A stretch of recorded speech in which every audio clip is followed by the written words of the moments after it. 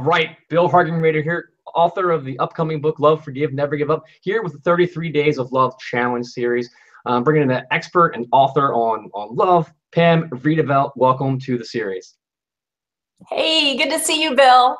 Thanks for having me. I look forward to this connection together. Yeah, absolutely. Love sharing what you have. But before we get to your story, and basically Pam's going to share a story that she has that involves the power of love and how that can move us through our lives and also give us a takeaway that we can use in our life on a day-to-day basis. Well, I'm going to start off reading Pam's bio. She is the author of the Empty Arms Journal, a 21-day guide for healing after pregnancy loss. Pam's reputation as a sought-after counselor, popular conference speaker, and best-selling author is built on her ability to explore real-life issues with authenticity, warmth, and humor. Compelling stories, engaging faith, and perceptive insight give Pam the rare ability to inspire and empower audiences with practical tools for long-lasting change. And so it's great to have you on. Let's Pam, can you share one of your stories? Thank you, Bill. I love being able to share this story in particular because it's near and dear to my heart. A number of years ago, we gave birth to a little boy, our third baby, by the name of Nathan. Our astonishment, Nathan was born with Down syndrome. It was a complete shock to us. It was turned upside down. And one of the greatest gifts that Nathan taught me, love. And one of the ways he taught me that were just through some of the everyday life situations that occur. And when he was about 18 months old, we had this little routine at night where I would hold him in my arms. And at that point, I was feeding him a bottle at night. And I would just rock him and sing to him and, you know, just kind of off to sleep. But this one night, I was feeding him this bottle. And he kept turning his head and looking that way at the wall on the other side of the room. And there's nothing on the wall. It's dark in the room. And every time he did that, he would lose suction around the bottle and milk would just go all over my lap. And I kept turning his head back, turning his head back. And finally, I could tell he was looking at something. And I looked at him and I said, Nathan, do you see something? And his eyes just got like big. And I don't know what prompted me to ask this because it was a little off track for our typical conversation in our home. But I said, Nathan, do you see an angel? And he looked at me, riveted back to that wall across the room, stared for a long time. And then he looked back at me with this big smile on his face. And I thought, that is so. And I kind of tucked that in my heart. And I really had kind of forgotten about it until he was 3 years old. So we're a year and a half later. He's on my lap. Now he's bigger, so his little knees are tucked up against me and his head's on my shoulder. I'm holding him like this and we're rocking back and forth and I'm singing and he's just about asleep. I'm just about asleep. I'm so tired. One of those nights where I'm just dead tired. And all of a sudden, he pushes back on me, starts bouncing up and down on my legs, pointing behind the rocking chair, going, ah, ah, ah. And I was a little annoyed, to tell you the truth. Sure. I was like, play. I'm so tired. Nathan, it's time for bed. And he kept bouncing and pointing. And I remembered. And I said, Nathan, do you see something? Ah, ah, ah. I said, do you see an angel? Dad. That was his word for yes. I got it. And he put his head back down on my shoulder and went right to sleep. It was like to let me know that there was a presence there with us. And he was so delighted about it. Okay, next story. This time. And we're traveling from Portland, Oregon to Nashville, Tennessee for a big family reunion. And we have to go through Chicago. We barely get there to get on the flight, run onto the plane. We can't sit together. And we got the last two seats on the plane together. Yeah. My husband and two others are elsewhere. We get to the row, it's at the back of the plane. I'm packing this purse, this diaper bag, this umbrella stroller, you know, all the paraphernalia that you travel with. And we get to the row, and there's this lady sitting next to the window, white collar, black hose, very professional. She takes one look at us, and under her breath, she goes, oh, blankety, blank, blank, blank. friend. And I'm like, oh man, great. This is going to be a fun trip to Nashville. So I sit in the center seat, and I'm going to run interference between Nathan and her. And that was really risky business because we called Nathan our unguided missile. Okay. He was like an expert escape artist and loved to bolt. So I'm thinking I'm going to have to keep him in his seat and this lady in her own little peace and quiet. Talk to each other at all. I just gave her space. I knew I've been there. And the flight attendant came through, gave us our meals. And I just thought, I'm going to break the silence. So I turned to him and I said, so what takes you to Nashville? And she did not flinch an inch. She kept her eyes on her tray and said, business.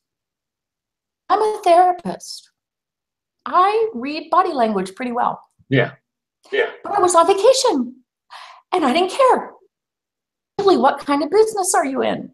I thought, this poor lady, she just caught in that negative rumination loop. She got to get out of that, you know?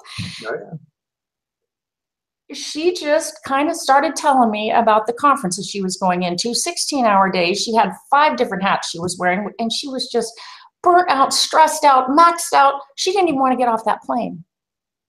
And I just felt such compassion for her because I know how that feels. I have been in that kind of crunch zone before. And so I just kind of kept it light and, you know, kept to my dinner and tended to Nathan. And then Nathan looks out the plane and he leans over to me and he says, Mama, Mama. And I said, yes, Nathan, what is it? And he gives me the sign for angel. Okay. Now, at this point, we were teaching him sign language because he had difficulty speaking. And I said, Nathan, angel? And he said, Dad. And I said, where? And he pointed out the window. We were sitting right over the wing. And I said, you see an angel out there? He goes, Dad. Well, the lady next to me could hear that he was trying to tell me something. So she leans over to me and she says, what is he saying to you? And I thought, well, I'm just going to tell her the truth. There you go. I said, Nathan says he sees an angel. She looks at me and she says, an angel? And I said, mm-hmm. And she said, where?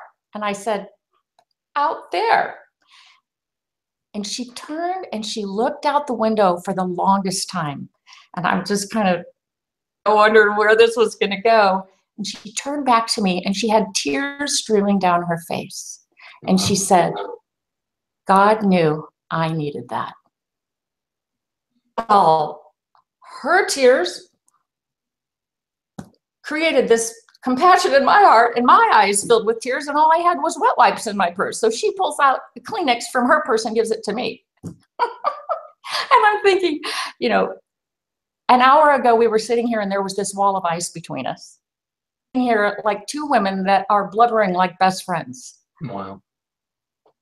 Only this little guy, you know, I thought about the extravagant love that was so present with us at that point in time. And in my view, I was thinking how much God loved that woman. Last 2 seats on the plane. So this mom and this little boy with special needs from Portland, Oregon, could come and sit next to her, and this little guy could deliver a message of love from beyond. And it just still warms my heart to this day, the power of love to melt walls of ice. Wow. Wow. Yes. I love that because it's just love coming through our lives every day in little ways. And that's a great story. Thank you for sharing that. What's maybe some way that our audience can use it or to use that in their daily lives to be more open to receiving love or giving love? What's one thing you would say to them? You know, I've been that woman. I know what it's like to be in that place where life pushes down on you so hard and you're just whipped, right? And Bill, I think one of the things that Nathan in general has taught me, and raising a special needs little boy was probably the hardest thing I've ever done. And it's the richest experience I've ever had.